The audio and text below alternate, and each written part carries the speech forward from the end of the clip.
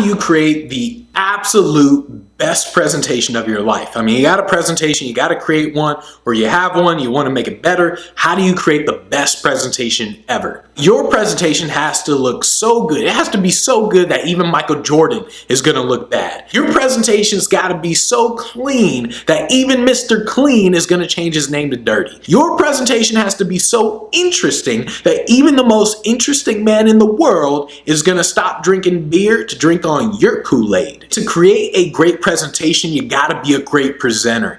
The words, the presentation, the PowerPoint, whatever you're saying, it doesn't actually matter. People will always forget what you say, but they will always remember how you made them feel. So to create a great presentation, it has absolutely nothing to do with the presentation and everything to do with who you are as a presenter. So you gotta get better as a presenter. There's no formula for great presentations. I know a lot of people say like, oh, what's the formula to create a presentation? There is none, and there absolutely is none.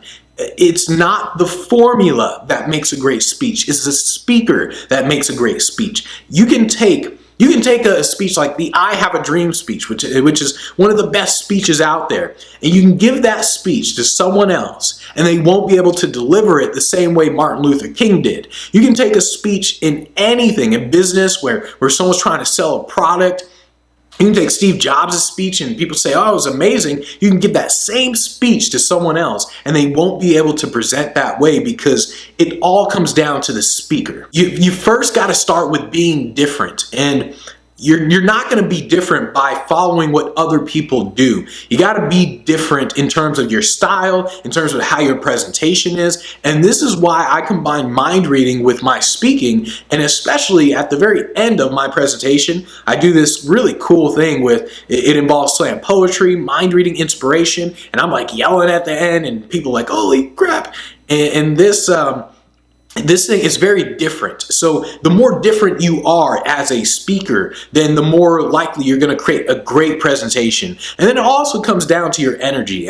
In energy, not in terms of you got to be like hyper or anything, but just energy in general. So does it look like you want to be there? If it doesn't look like you want to be there, or you want to talk, or you want to present, then people aren't going to listen to you, and it's not going to be a great presentation.